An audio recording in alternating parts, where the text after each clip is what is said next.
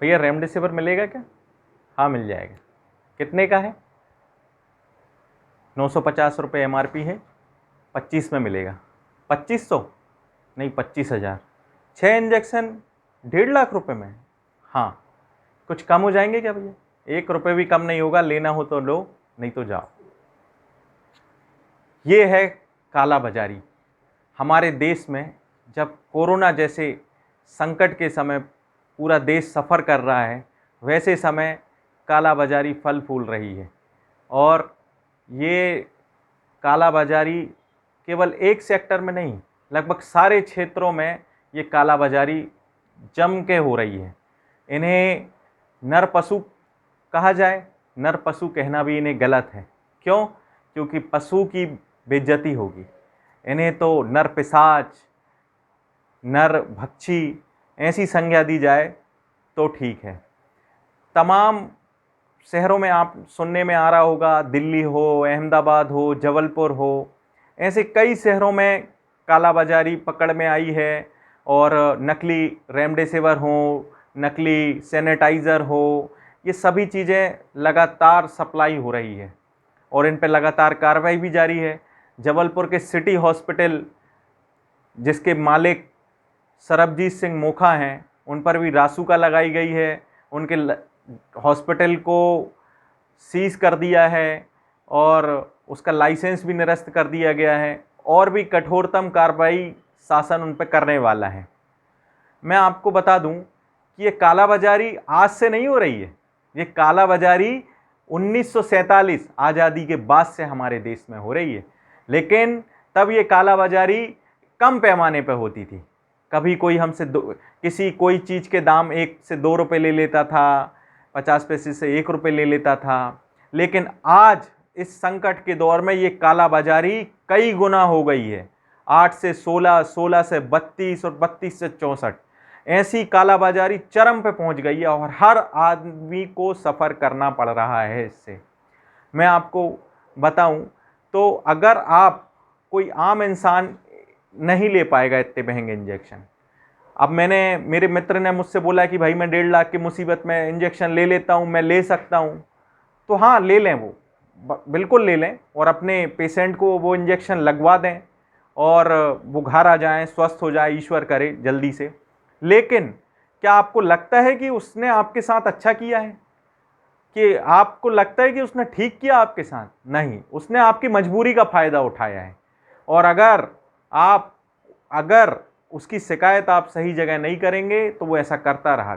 उसे आप सबक नहीं सिखाएंगे तो वो ऐसा करता रहेगा। भैया ये मोटी चमड़ी के लोग हो गए हैं, इन्हें सबक सिखाना बेहद ज़रूरी है। इसीलिए अगर किसी आम आदमी को, अगर कोई गरीब को दूसरे दिन हॉस्पिटल जाता है और उसे इंजेक्शन 950 MRP के इंजेक्शन के 25-25 हज़ार रुपये, 1.5 लाख रुपए में इंजेक्शन कैसे खरीद पाएगा? वो कैसे अपने पेशेंट का इलाज करा पाएगा? हमें इन लोगों को सबक सिखाना है। अगर आपका पेशेंट स्वस्थ होकर आता, अगर आप इंजेक्शन लें अथवा ना लें, फिर भी इन उचित फोरम पे इनकी शिकायत दर्ज कराएं, FIR दर्ज कराएं, सोशल मीडिया प्लेटफॉर्म का उपयोग करके इनके एक्सपोज करें, इनको खुलासे करें। और मुझे ऐसा लगता है कि आपके अगर कोई मीडिया साथी हों, उन तक ये बात पहुंचाएं। अगर आपके पास, आजकल सभी के पास एंड्रॉयड मोबाइल होता है, आप इनके वीडियो बनाएं, सोशल मीडिया पर पब्लिक करें, तब ये लोग सुधरेंगे।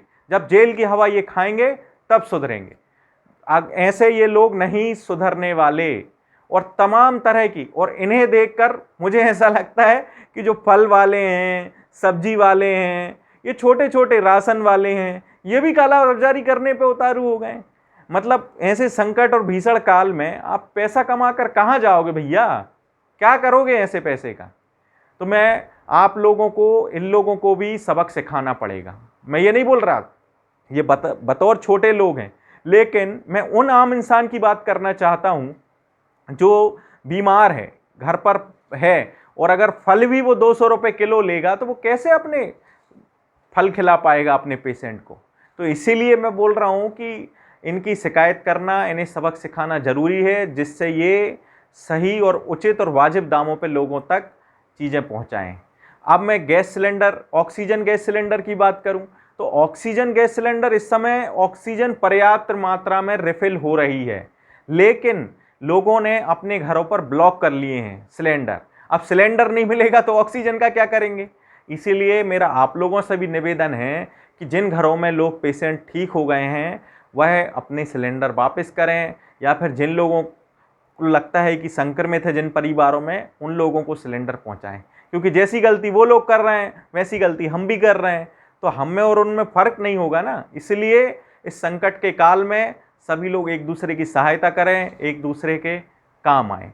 और साथियों, जो मुहिम मैंने स्टार्ट की थी उसका लगातार मुझे बहुत अच्छा रिस्पांस मिल रहा है।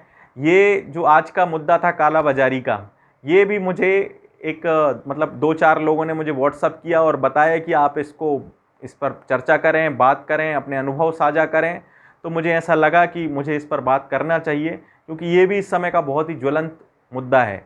और आप लोगों का प्यार मुझे लगातार मिल रहा है। मेरे 100 सब्सक्राइबर भी हो गए हैं इतने कम समय में, व्यूज़ भी आ रहे हैं, मुझे अच्छे अच्छे कमेंट भी मिल रहे हैं।